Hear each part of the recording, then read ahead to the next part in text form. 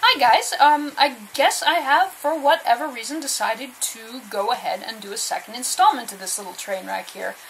But yeah, before I get started, I'd like to send a little shout to my friend Bo Jr. Dude, told you I knew where I could get this record. Tijuana Christmas by the Border Brass, and wow, what can I say about this one? Dear Strongbad, how do you play trumpet with mittens on? It's on the Design label, which is a subsidiary of my favorite ever purveyors of shitty bargain bin records, Pickwick. And of course what Pickwick was infamous for was taking whatever artist was hot and relevant at the time and attempting to capitalize on their success whilst involving said artist as little as possible to maximize the profits, right?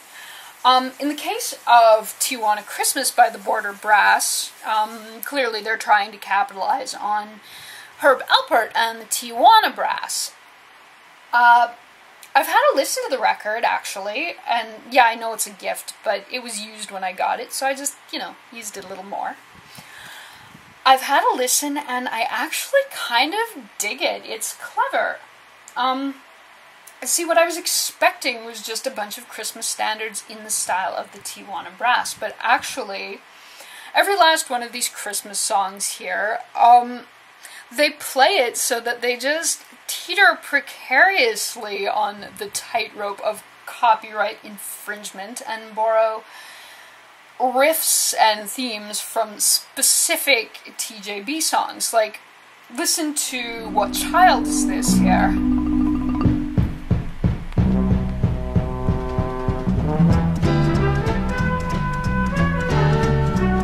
And tell me it's not totally a taste of honey, right?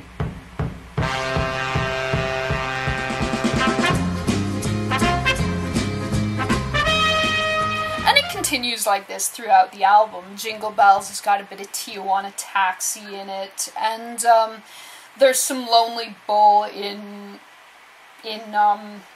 Jolly Old St. Nicholas. As blatant horrible rip-off albums go, this one is actually quite a bit of fun. And besides that, I personally can get behind just about any mariachi-style Christmas album that neglects to include Feliz Navidad, which this one does.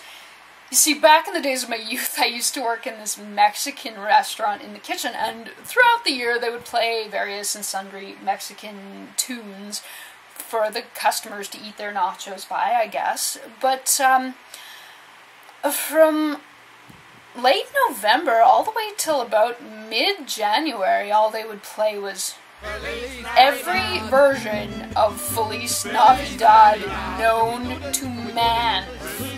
I shit you not. Sometimes I still wake up screaming. So yeah, this album does not include Feliz Navidad.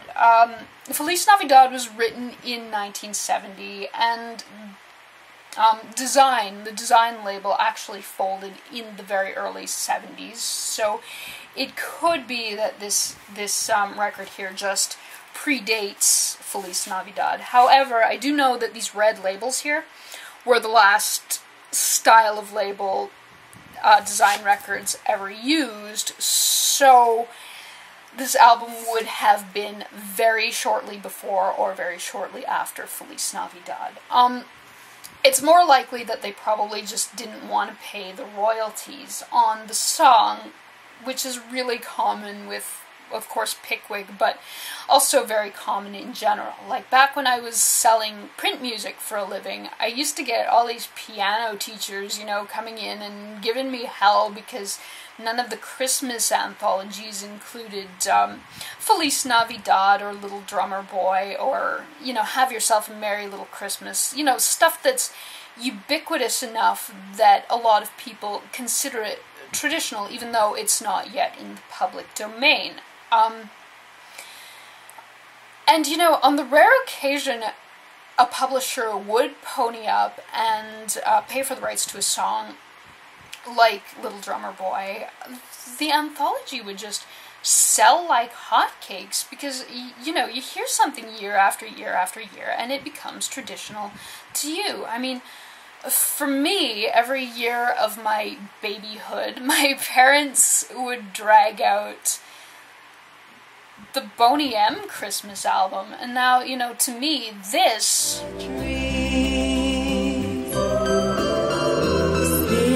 just sounds like the most ancient and traditional of Christmas songs. And of course, deep down I know it's not, but it's just never not been there for me at Christmas.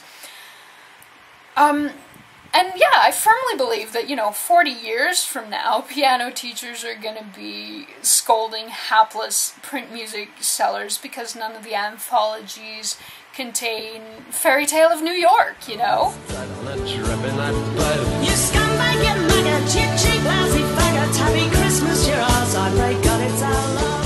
Seriously, guys, a musician, or, you know, even any kind of artist, really, the most brilliant thing you can do for yourself is spearhead a holiday and get in on that action. I mean, take, for example, I want to be a dentist. Like, do you really like that movie? Probably not. Have you sat through it at least once every year of your life at Christmas time? Yeah, you have. And you will continue to do so until you are dead. And you know, it doesn't even necessarily have to be Christmas. I mean, the movie Independence Day, it just monopolizes Independence Day. Even here in Canada, every 4th of July, there's absolutely nothing to watch on television except Will Smith blowing up aliens. And really, what does that even have to do with Independence Day? I mean, there's the obligatory flag waving, but it's not even a wonderful movie. It's just that people have been led to believe that that is what they are supposed to watch on Independence Day. I mean, granted, it was probably spectacular on the big screen with all those larger-than-life explosions, but on the small screen with all those explosions this big and, you know, a plot that takes a back seat to said explosions. I mean, had they called it the Fresh Prince of Bel Aerospace, you know, they probably would have still had a massive hit in theaters, but would it return year after year after year, like 14 years later? No, I don't really think it would. I think it would have probably run its course by now. Which is why I propose we make a movie called Arbor Day. You know, it doesn't necessarily have to be about Arbor Day, just as long as we can convince people that they have to watch it every Arbor Day. You know, it could be about mutant crab people, and could have Shia LaBeouf horribly miscast as JFK.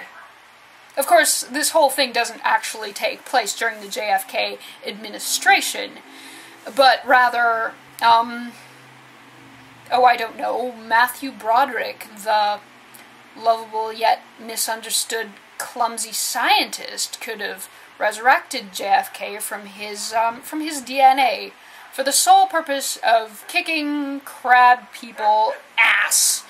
And yes, that will be one big fat paycheck from me every Arbor Day henceforth. And, so yeah, this has been my review of Tijuana Christmas by the Border Brass. I hope you found it informative.